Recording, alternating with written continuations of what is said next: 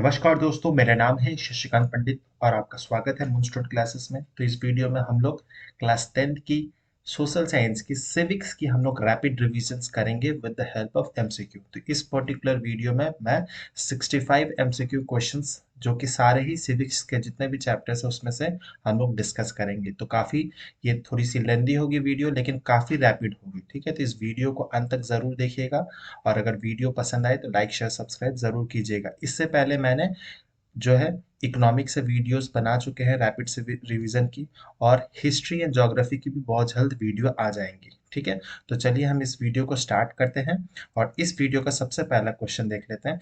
Which one of the following countries adopted majoritarianism in their constitution.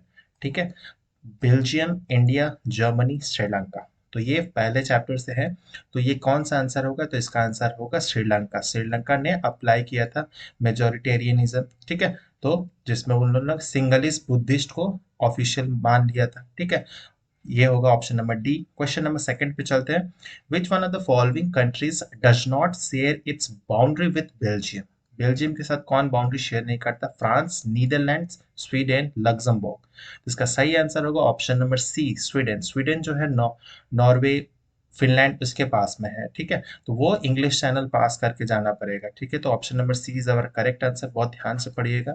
फिर question number third देखते हैं। Belgium, in Belgium the percentage of French community is what percentage? 54, 40, 30, 20। तो French community की बात की जा रही है, तो इसका जो 40% होगा, तो option number B is our correct answer. ठीक है, तो ये जितने भी मैं क्वेश्चंस बता रहा हूँ एमसीक्यू वाले, ये सारे ही 1 मार्क्स वाले हैं एंड ये 1 वर्ड वाले हैं। ठीक है, तो जरूरी नहीं है कि एग्जैक्टली यही क्वेश्चन आए, ये काफी इजी क्वेश्चन है, लेकिन ये बेसिक आपको कंसेप्ट क्लियर होगा, क्योंकि इसी से क्या होगा, आपको असर्शन रीजनिंग भी दिया जा सकता है ना। तो आपको ये अगर ये सारे पता होगा तो आप ऑब्वियसली इजीली सॉल्व कर सकते हैं हार्ड क्वेश्चन भी। ठीक है, तो ये इजी इजी क्वेश्चंस हैं, ये आपको जरूर हेल्प करेगा। फिर क्वेश्चन नंबर 4 देखते हैं। Which language is dominantly spoken in Belgium? Dutch, Spanish, France या फ्रेंच होगा, इटालियन। तो सबसे क्या होगा? तो option number A is our correct answer. Dutch ज्यादा बोली जाती है। ठीक है, फिर power shared among government at different level is also called. At different levels बोला गया, horizontal, vertical, both and B, none of the above. तो अलग अलग अलग लेवल्स पे होता है तो उसको हम लोग वर्टिकल कहते हैं। ठीक है, और हॉरिजॉन्टल सेम लेवल पे होता है। ठीक है, तो इसका आंसर हो जाएगा बी, वर्टिकल डिस्ट्रीब्यूशन। ठीक है, फिर क्वेश्चन नंबर 6 पे चलते हैं हम लोग। क्वेश्चन नंबर 6 क्या? Power struggle demanding separate Eelam was launched by whom? Sinhalese, Buddhist, Tamilians, none of this. तो सिनहलीज एंड बुद्धिस्ट दोनों ही लगभग सेम ही थिंग है।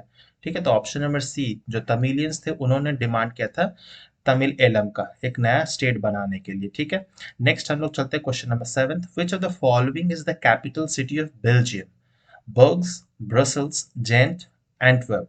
ठीक है, तो इसका सही आंसर होगा ऑप्शन नंबर बी। ये तीनों ही कोई भी कैपिटल नहीं है, ये सिटीज के नाम है। ब्रसल्स जो है कैपिटल सिटी है बेल्जियम का, और बहुत इंपॉर्टेंट है क्योंकि यूरोपियन यूनियन जो है उसकी हेडक्वार्टर भी ब्रसल्स में सिचुएटेड है। काफी मल्टी डाइवर्स कंट्री है बेल्जियम। ठीक है, क्वेश्चन नंबर 8 देखते हैं। Belgium shares its border with whom? France, Germany, Luxembourg, all of the above. इसका सही आंसर होगा option number D, all of the above के साथ में ये शेयर करता है। तो बहुत इंपॉर्टेंट है बेल्जियम की लोकेशन जानना। 9th क्वेश्चन है। A war like conflict between two opposite groups in a country is called what? Cold war, civil war, ethnic war या नन ऑफ दिस। तो अगर दो वॉर लाइक सिचुएशन हो जाती है, दो अपोजिट्स अलग अलग ग्रुप एक ही कंट्री के अंदर में, तो उसको हम लोग कहते हैं सिविल वॉर, जो कि श्रीलंका में हो गई थी। तमिलियंस और जो सिनहलिस बुद्धिस्ट है उनके बीच में हो गई थी। ठीक है, तो ऑपोजिट, तो ये हो गया option number B, that is civil war. फिर क्वेश्चन नंबर 10th देखते हैं। Which one of the following systems of power sharing is called checks and balances? ठीक है, horizontal distribution of power, federal division of power, vertical power sharing, power shared among different levels of government. ठीक है, तो इसका सही, different levels of government और vertical तो दोनों सेम हो गया, मतलब ये दोनों एलिमिनेटेड हो गया। फिर फेडरल डिवीजन ऑफ पावर या हॉरिजॉन्टल, ऐसा कुछ होता नहीं फेडरल डिवीजन ऑफ पावर्स में। तो ऑब्वियसली ऑप्शन नंबर ए जो है वो करेक्ट होगा। आपको अगर आंसर नहीं पता है तो एलिमिनेशन टेक्निक भी यूज कर सकते हैं। फिर क्वेश्चन नंबर 11th में चलते हैं। Belgium has worked on the principle of what? Majoritarianism, accommodation, both A and B, none of the above. तो बेल्जियम का जो प्रिंसिपल था वो एकोमोडेशन टाइप का था, ठीक है। मेजोरिटेरियनिज्म श्रीलंका का था, तो ऑप्शन नंबर बी जो है इसका सही आंसर होगा। फिर क्वेश्चन नंबर 12 देखते हैं। Consider the following statement on power sharing and select the answer using the codes given below, ठीक है। It is the very spirit of democracy, ठीक है, तो ये बिल्कुल सही है। It reduces the possibility of conflict between social groups, हाँ ये भी सही है। It brings transparency in the government, ये भी सही है। It brings socio political competition among parties, तो ये नहीं है पावर शेयरिंग का, ठीक है। तो ओनली 1, 2 एंड 3 आर करेक्ट, तो ऑप्शन नंबर ए जो है वो करेक्ट हो जाएगा, ठीक है। तो option number A is our correct answer. फिर 13 पे चलते हैं हम लोग। मैच लिस्ट करना है मैच, ठीक है। तो कॉलम 1 कॉलम 2, तो Sri Lanka as an independent nation ये कब बना था इंडिपेंडेंट नेशन, तो वन का जो हो जाएगा वो बी होगा, 1948 में हुआ था, तो वन हो गया बी। तो देख सकते हो वन बी किस किस में है, ए एंड डी में है, तो बी एंड सी तो एलिमिनेट होगा। फिर देख सकते हैं दो का क्या होगा, दोनों में सी और सी दिया हुआ है। तो two, Belgium constitution amended when 1970 से 93 के बीच में हुआ था, तो 2C हो गया, ठीक है। ये दोनों हो गया। फिर 3 क्या है, tension between Dutch speaking and French speaking community, तो ये टेंशन कब से कब था, ये तो ए हो जाएगा, ठीक है। तो 3 का ए हो जाएगा। And Sinhala is the only official language, ठीक है, तो ये कब हुआ था, तो ये 1956 में हुआ था। 4 का डी, तो ऑप्शन नंबर हमारा क्या हो जा रहा है, option number D is our correct answer, ठीक है। तो बहुत इंपॉर्टेंट है ये क्वेश्चन, ठीक है। नेक्स्ट हम लोग क्वेश्चन नंबर 14 पे चलते हैं। An intelligence sharing of power among legislature executive and judiciary is very important to design of what, democracy, political parties, ethnic groups या मेजोरिटेरियनिज्म, तो ये बेसिकली डेमोक्रेसी में होता है, ठीक है, जहां पर पावर जो है अलग अलग डिस्ट्रीब्यूटेड होते हैं among the legislature, executive and judiciary, जिसको बोलते हैं three organs of our government basically, ठीक है। तो option number A is our correct answer. Let's move to question number 15। Belgium shifted from a unitary form of government to what? Democratic, federal, authoritarian या फिर none of the above? तो Belgium जो है वो कहाँ कैसे शिफ्ट हुआ, unitary से वो क्या हो गया, वो फेडरल गवर्नमेंट में बदल गया, ठीक है। तो option number B is our correct answer. Next हम लोग क्वेश्चन नंबर 16 देखते हैं। Which country is an example of coming together federation, ये बहुत बार डिस्कस कर चुका, coming together and holding together federation, तो कमिंग टुगेदर जो होगा वो यूएसए होगा, यूएसए, स्विट्जरलैंड, ये सारे कंट्रीज होंगे for coming together federation. Holding together में India, Sri Lanka, Belgium and Spain, ये सारे कंट्रीज आ जाएंगे होल्डिंग टुगेदर में, तो option number B is our correct answer. Question number 17 क्या होगा, in federalism power is divided among various constituent units and central authority states both A and B and none of the above, तो ये किसके बीच में होता है, power is shared among constituent units and what, central authority के बीच में share होता है, जो सेंट्रल गवर्नमेंट होते हैं, और कॉन्स्टिट्यूएंट यूनिट जो स्टेट प्रोविंसेस होती है उनके बीच में शेयर होता है, तो option number A is our correct answer. Very important question. फिर क्वेश्चन नंबर 18 देखते हैं। The municipal corporation officers are called what, mayors, MLA, sarpanch, none of this. Sarpanch village वाले होते हैं, एमएलए जो होते हैं मेंबर ऑफ लेजिस्लेटिव असेंबलीज, तो ऑप्शन क्या बच जाएगा, मेयर जो होते हैं वो सही आंसर होगा, option number A is our correct answer. फिर क्वेश्चन नंबर 19 पे चलते हैं। Which countries follow the unitary system of government, ठीक है, एक ही है वहां पर सेंट्रल गवर्नमेंट ही सब कुछ मजबूत है, बेल्जियम, स्पेन, इंडिया, तो इंडिया में तो ऐसा है नहीं, तो ऑप्शन गलत। USA, Japan and Belgium, Belgium में भी ऐसा नहीं है, ठीक है। UAE, China, Sri Lanka, France, Germany and India, तो ये भी इंडिया जहां पर भी है कट जाएगा, बचेगा क्या, यूएई, चाइना एंड श्रीलंका, तो option number C is our correct answer, ठीक है। फिर हम लोग 20 पे चलते हैं।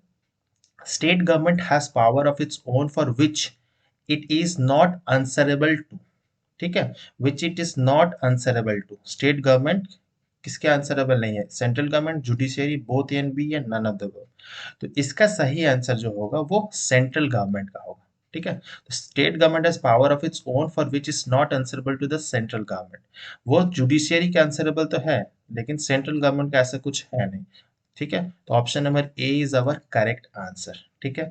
फिर क्वेश्चन नंबर 21 पे चलते हैं। Federations have been formed with two kinds of what, states, roots, people, none of the above, बहुत इजी है ये, option number A is our correct answer. फिर क्वेश्चन नंबर 22 पे मूव करते हैं। Power to interpret the constitution is with with the courts, judiciary, state government, none of the above। तो ये interpretation of the constitution जो है, जिसको guardian of the constitution बेनली कहा जाता है, वो जुडिशियरी के हाथ में। और जुडिशियरी के अंदर ही सब कुछ कोर्ट सिस्टम भी आ जाता है। तो option number B is our correct answer, most appropriate B ही होगा। फिर हम लोग क्वेश्चन नंबर 23 पे चलते हैं। 23 क्या है? तो who can make laws relating to the subject mention in the union list. तो यूनियन लिस्ट मतलब सेंट्रल गवर्नमेंट यानी यूनियन गवर्नमेंट होगा इसका सही answer. Option number C is our correct answer. फिर क्वेश्चन नंबर 24 है, how many languages are included in the 8th schedule of the Indian constitution. कितने languages है 8th शेड्यूल में? तो टोटल कितने हैं? 15, 22, 25, 21। तो इसका सही आंसर होगा ऑप्शन नंबर बी, 22 लैंग्वेजेस जो है वो 8 शेड्यूल में रखे गए हैं। फिर क्वेश्चन नंबर 25 पे चलते हैं। Which language has the status of national language in India? Tamil, Hindi, English, none of these। तो इसका सही आंसर होगा none of this। इंडिया के पास कोई भी नेशनल लैंग्वेज नहीं है। जो हिंदी एंड इंग्लिश हम लोग यूज करते हैं वो ऑफिशियल लैंग्वेज है, वो नेशनल लैंग्वेज नहीं है। ना ही इंडिया का कोई नेशनल स्पोर्ट्स भी नहीं है, ना हॉकी ना कबड्डी, कोई नेशनल स्पोर्ट्स नहीं है। ठीक है, तो इसका नन ऑफ दिस अबव इसका सही आंसर होगा। क्वेश्चन नंबर 26 पे चलते हैं। The state which violently demanded that the use of English for official purpose should be continued. ठीक है, किसने किया था ये? बहुत सारे प्रोटेस्ट वगैरह भी हुए थे।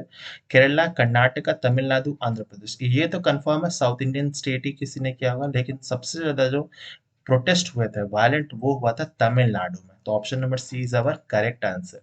फिर 27 पे चलते हैं। Who has special power in administering the union territories in India. Union territories को कौन एडमिनिस्टर करता है? Central government, chief minister, president and governor. कायदे से तो प्रेसिडेंट ही करते हैं, लेकिन वो किसके अंतर्गत आता है? तो सेंट्रल गवर्नमेंट जो होगा सबसे अप्रोप्रिएट आंसर होगा, प्रेसिडेंट नहीं होगा। ठीक है, तो ऑप्शन नंबर ए जो है वो सेंट्रल गवर्नमेंट होगा। फिर क्वेश्चन नंबर 28 देखते हैं। In India the official religion of the state is Hinduism, Islam, Christianity, none. तो इसका भी आंसर डी होगा। इंडिया का भी कोई स्टेट रिलीजन नहीं है, मतलब कंट्री का कोई रिलीजन नहीं है। हम लोग सेक्युलर कंट्री है। ठीक है, हम लोग पाकिस्तान नहीं है जो वो इस्लामिक कंट्री है। ठीक है, तो हम लोग सेक्युलर कंट्री है। इंडिया हो गया, यूएसए हो गया, ये सेक्युलर कंट्रीज है।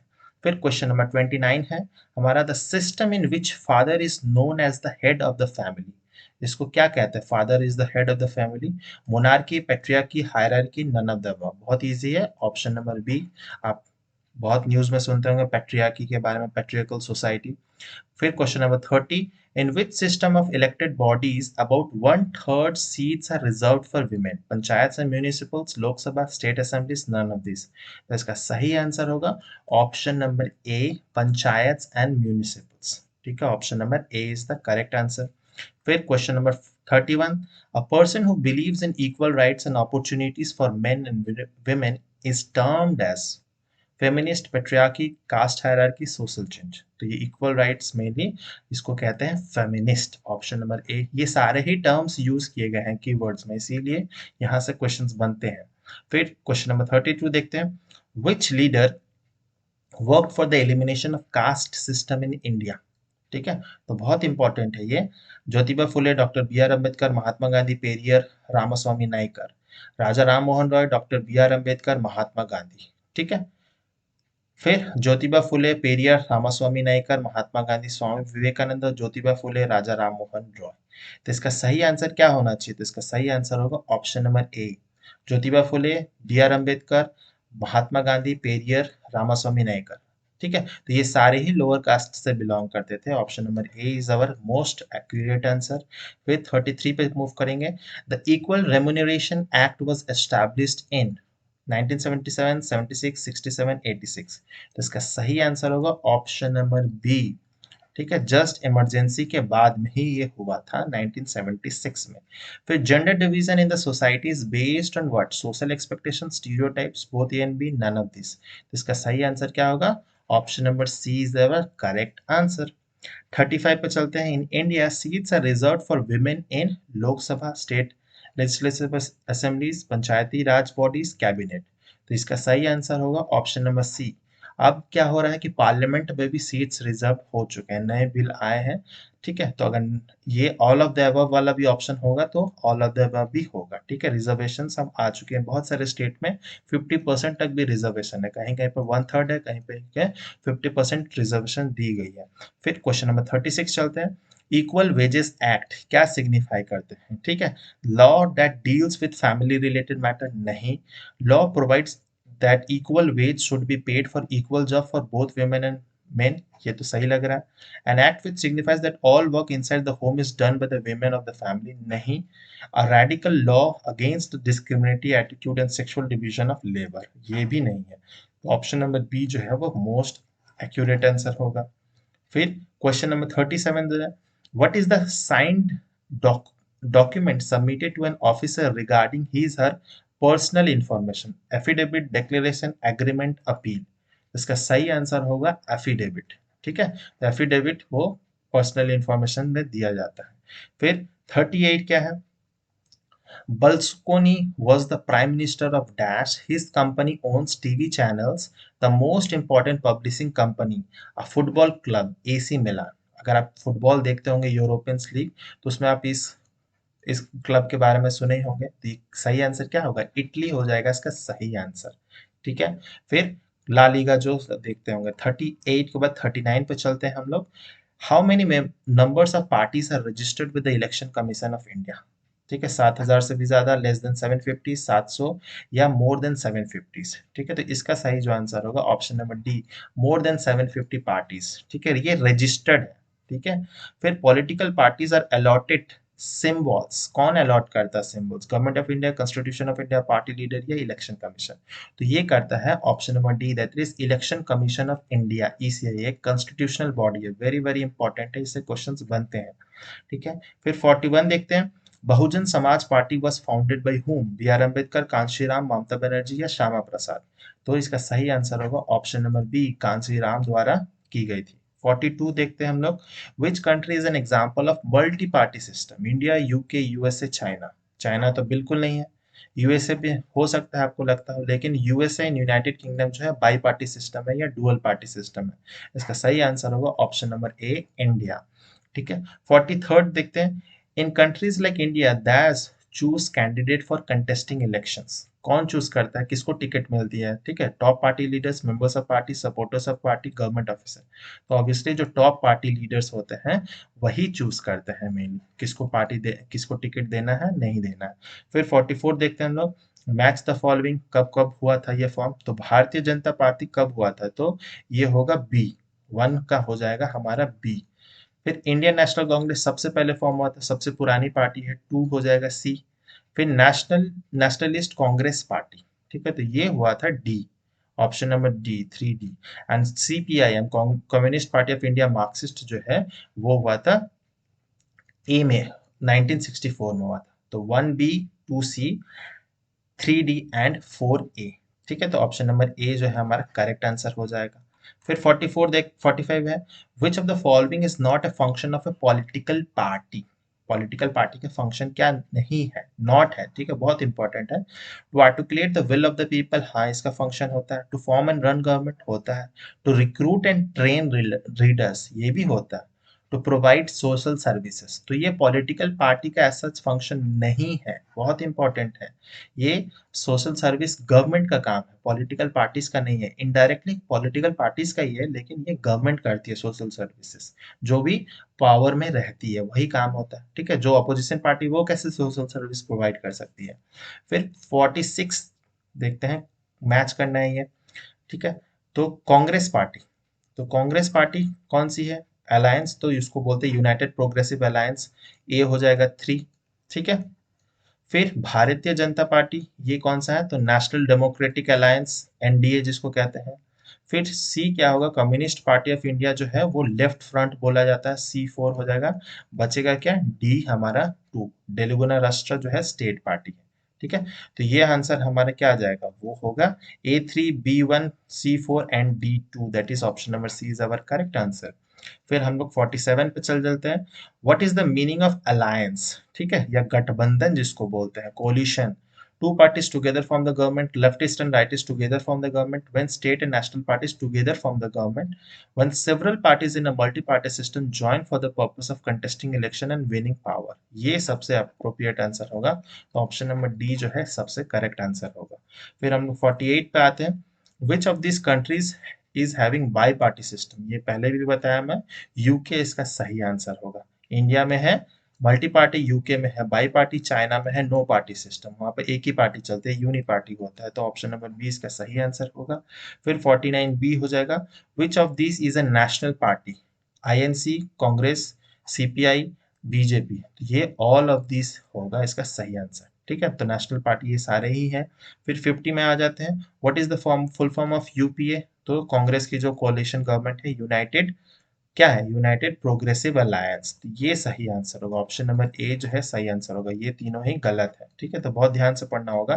अलायंस से भी पूछा जाता है, बहुत सारे अलायंस। फिर अभी जो अलायंस बनी थी इंडिया, ठीक है, INDIA, इससे भी कुछ बन सकता है क्वेश्चन। ठीक है, करंट जो इवेंट्स हुए हैं, अगर आप न्यूज़पेपर पढ़ते हो, थोड़ी बहुत न्यूज़ पता होगी, तो उससे भी क्वेश्चंस फ्रेम किए जा सकते हैं, अभी भी टाइम है, आप लोग पढ़ लीजिएगा। फिर 51 जो है हमारा, what is the main outcome of democracy, economics development, social equality, political freedom, technological advancement, तो इसका जो मोस्ट अप्रोप्रिएट आंसर होगा इन चारों ऑप्शन में से, वो होगा ऑप्शन नंबर सी। 51 का आंसर ऑप्शन नंबर सी होगा। फिर identify the correct statement about democracy. ठीक है, डेमोक्रेसी का, it is free from corruption, नहीं, करप्शन तो है, इंडिया भी डेमोक्रेसी है, करप्शन तो है।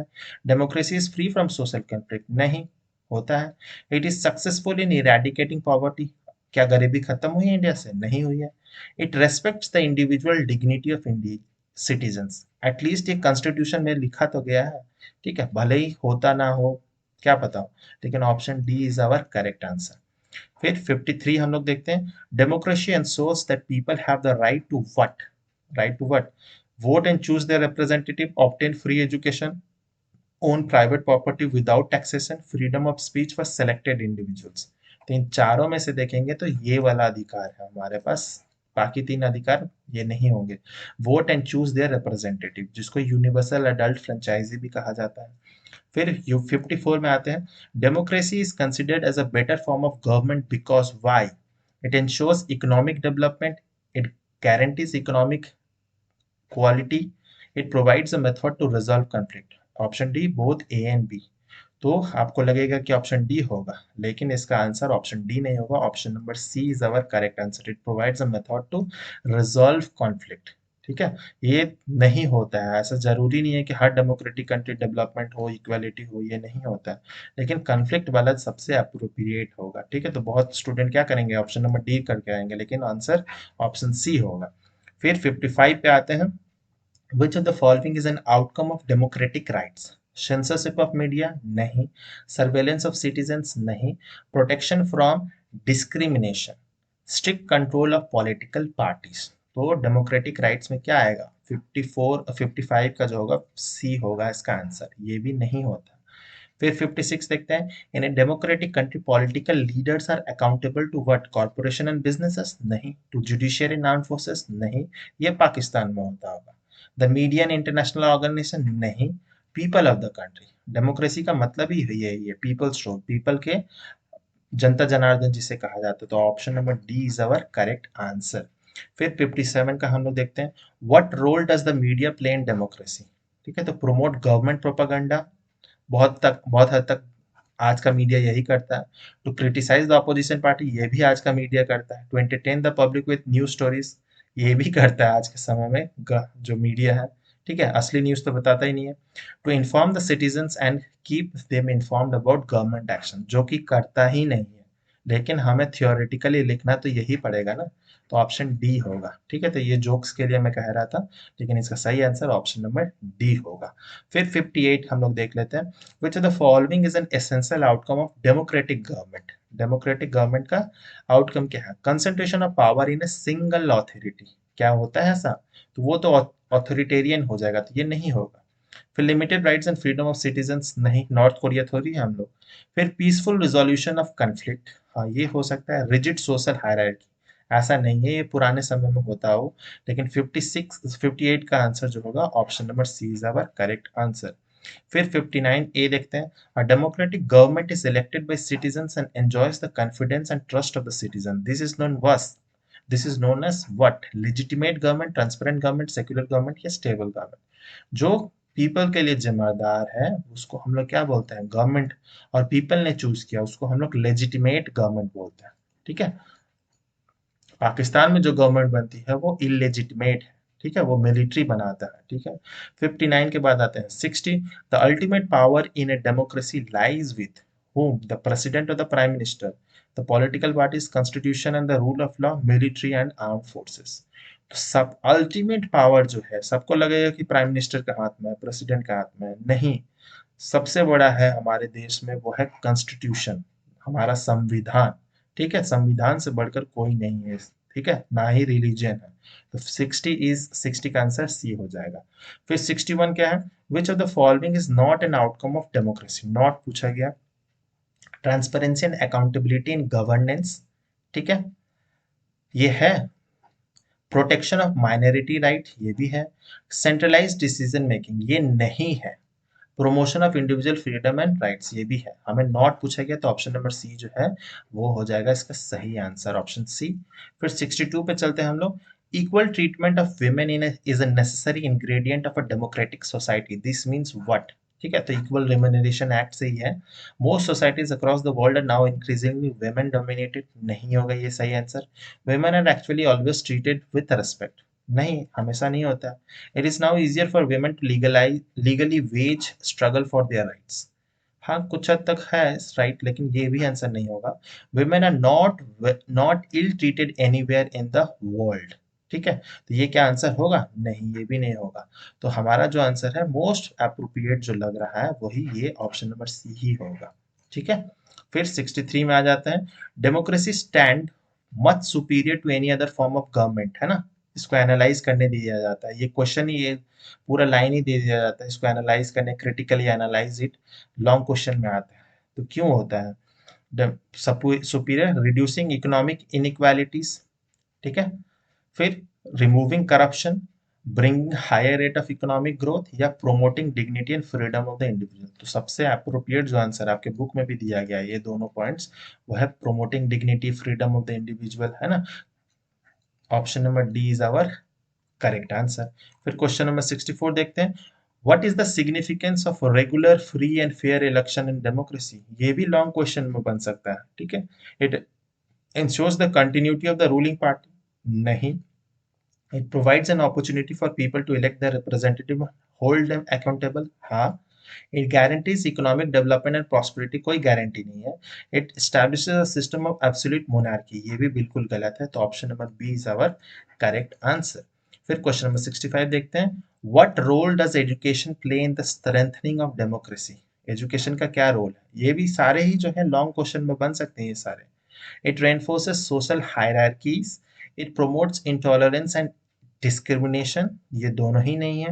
It empowers citizens to make informed decision and participate in democratic process, ये लग रहा है सही है। It limits access to information for the elite class, नहीं, ये नहीं है। तो option number C is our correct answer. ठीक है, तो हम लोग ने 65 जो क्वेश्चंस है उसको बहुत फटाक से हम लोग ने रिवाइज कर लिया है। ठीक है, उम्मीद करते हैं ये जो वीडियो होगा आपके लिए बहुत ज़्यादा हेल्प कर रहा होगा। और रिवीजन, रैपिड रिवीजन सीरीज भी देख सकते हैं, या फिर अन्य आपको रिवीजन सीरीज देखना हो वो भी देख सकते हैं। सारे जो लिंक्स है आपको डिस्क्रिप्शन बॉक्स, पिन कमेंट में मिल जाएंगे। या फिर आप डिटेल में चैप्टर को समझना चाहते हैं उसका भी लिंक आपको दिया गया है, तो वहाँ से भी आप देख सकते हैं। ठीक है, इस वीडियो को देखने के लिए बहुत बहुत धन्यवाद। अगर अच्छा लगा वीडियो तो लाइक ज़रूर कीजिए, कुछ सजेशंस हो, कुछ कहना चाहते हैं तो कमेंट बॉक्स में कह सकते हैं। शेयर एंड सब्सक्राइब अभी तक नहीं किया तो ज़रूर से ज़रूर कीजिएगा। मिलते हैं नेक्स्ट वीडियो में एक नए टॉपिक के साथ में हम लोग आएंगे। मिलते हैं नेक्स्ट वीडियो में, टिल देन बाय बाय, जय हिंद।